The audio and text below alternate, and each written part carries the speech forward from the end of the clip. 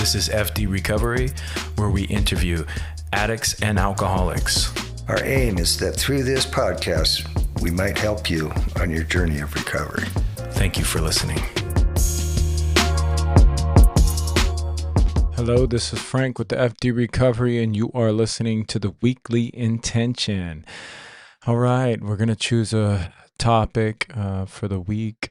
It is beginning of August 3rd, Monday, 2026. I hope you are listening with a happy heart and things are going pretty well, especially for your Monday. Right. Last week was, are we happy? Happiness, right? And we'll recap that, how we worked on it in our recovery. And our new topic for this week is complacency. Complacency in recovery, right? And what that means, how to conquer it, so on and so forth. But before we dive into that, we'll talk about happiness, right? Happiness. We talked about it with the fellows over there at the rehab, and and we shared our perspectives and understanding. It's a very subjective thing, right? Whatever a person's going to, whatever they're striving for, it's all a very personal thing, right? It's not necessarily a cookie cutter kind of scenario, right? But we did agree that it is heavily connected to fulfillment. Right. And, we all have goals and things we strive for, but I think happiness is much more than just, success, right? It's the undertone for me, like it's the undertone of your whole experience of how you communicate with life, right? Whether it be your home life, your work life, your sobriety life, your inner world, how it relates to the outer world, right? It's that interconnectedness on how you're relating with everything, right? True happiness for me is how I'm connecting all those pieces, right? And whether good, bad, up and downs, whether I could kind of move through that and still find meaning, right? I think it's very important that, we talk about happiness like it's just this big smile on your face and, running around joyful. But I think it's much deeper than that. I think it's much more spiritual, right? Not necessarily always being happy, but even finding those times of bliss and even the bad situations, and knowing that even though you're going through hell, that you got to keep going, because why would you stop in hell, right? So if you're going through hell, keep going, because when you're living the life that we live and you find that inner happiness and that inner peace, the storm could be brewing around you, and you could always check into that special place within yourself. And for me, that's finding that that ever-changing peace within myself, and that I can apply to different scenarios in my life. I think that's the important piece to all this, right? Because we tend to, for me, it's like I tended to rely on outside things for my happiness. And that's like true addicts through and through, right? Something outside of ourselves that we can addictively do and just kind of, and just to find meaning, right? But to cultivate that within yourself is such a special journey, especially in recovery, right? Getting to this whole, for me, it's like getting to this whole, this whole path that we stumble upon from the darkness of our addiction, right? Where it's just so cool. When I look back and I think about all the things I've been through and, all the things that are ahead of me, I'm like, wow, what a cool experience of life that, God put me on this earth and met all the people I've met, and how blessed I am to walk through all the trials and tribulation and still have this, for me, it's like, I still have this good outlook on life, and no matter, don't get me wrong, I deal with stress and just like the next person, but God gave me a real strength through all the trials that I can kind of look at life in the right way, and by right way I mean like just not just trip on it. I used to always trip on everything, right? And then I also watch other people trip on everything, just can't let things go. And I'm just so fortunate that God blessed me with the walk that I'm on today. And when we talk about happiness, true happiness it's with you. It's that inner peace that's with you through all the storms and the good times, right?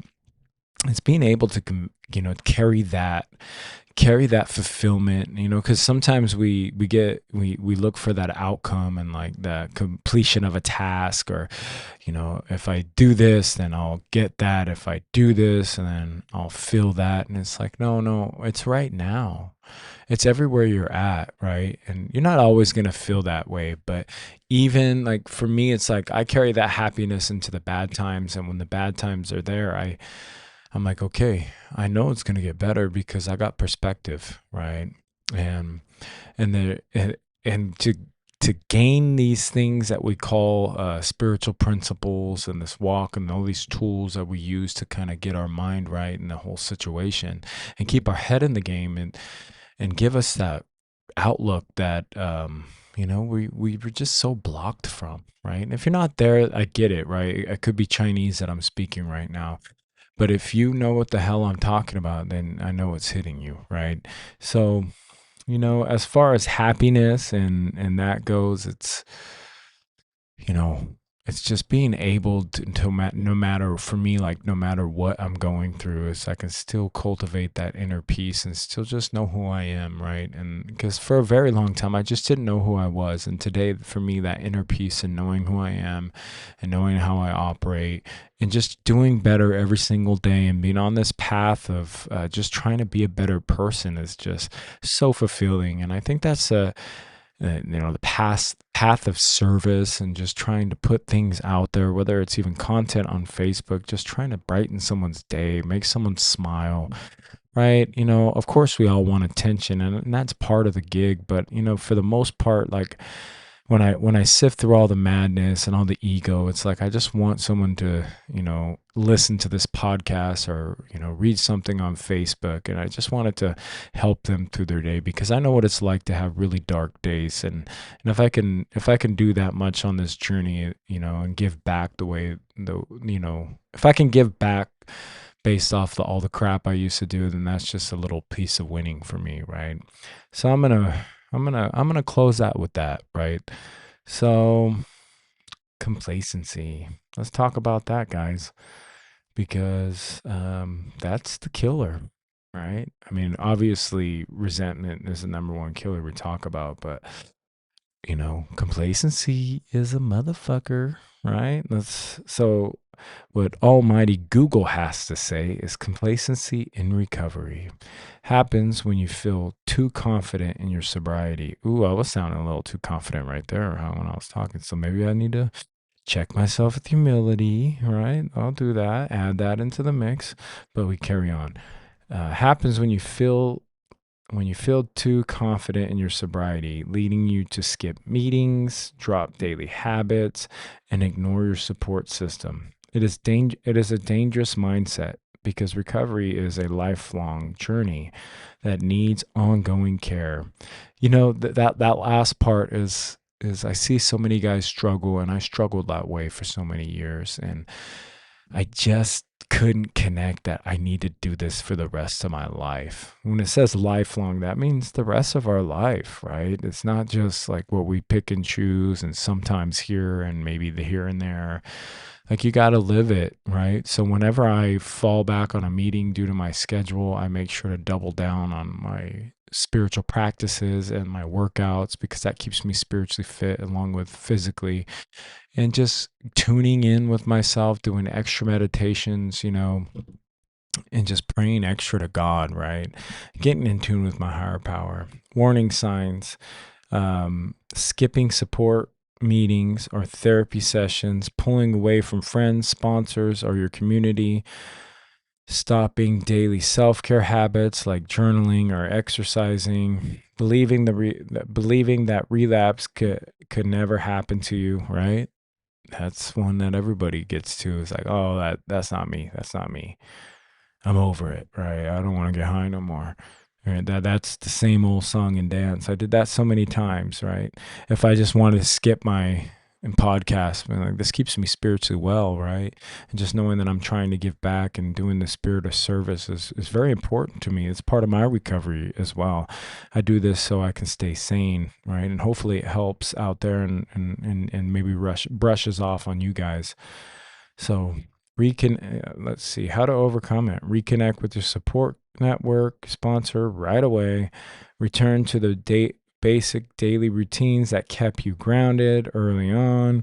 Back to the basics. Set new goals to give your daily life fresh purpose and direction, right? Be honest. Be honest with others. And, you feel stuck and drifting off track. You gotta get back in there, right? Get connected. It's so easy to just lie to yourself. And, maybe there's a bit of that with me missing my Thursday meeting. Maybe I need to reevaluate that, right? So it gets so really, really hard. I work, tremendous amount of hours, about 70 to 80 hours a week, and trying to, run an operation and also do everything I need to do financially. Got a lot of obligations, right? So, but I need to make time. Maybe I'll switch it with another meeting that meets my time schedule a little bit better, because 5:00 at night when I wake up at midnight, it's just a little tough on me, right? And don't get home till 5, or don't get home till 6, or maybe 6:30. Don't get to sleep till 7, and that's just not a very big window to keep healthy. Because when I'm tired, man, it feels like, I know this is all, excuses, but I feel kind of just crummy, right? And I know you guys could relate. I almost feel like I'm coming off drugs almost when I'm too tired and just working long hours. It feels gross, right? So we're going to check in and be honest with ourselves. And that's me being honest. Like, that's where I'm at, right? And so maybe I'll come up with a game plan to fix that. Where I feel like I'm falling short, maybe I should just address that and approach it with some honesty, right? So this week we're gonna talk to ourselves about complacency, right? We're gonna talk about the things that we don't want to talk about, the things we don't want to say. We start talking about that, right? Because when we get complacent and we stop going to our things that keep us well, then you stop doing the things that are keeping you right sized. Then you can start getting off the rails a little bit, right? And then start talking to people like, they ain't shit and you're the shit, so fuck everything, right? And just the world don't need that. We got enough idiots running around trying to tell each other what to do. When we're in recovery, we got to remember, man, we're blessed, right? So this is just a reminder to myself, and hopefully it hits you guys where it needs to hit. And we're going to work on not being complacent, right? Are you complacent? Right? Look at your recovery, see where you're kind of lacking and being overconfident, like you got this, right? Complacency. All right, so that's what we're going to work on this week.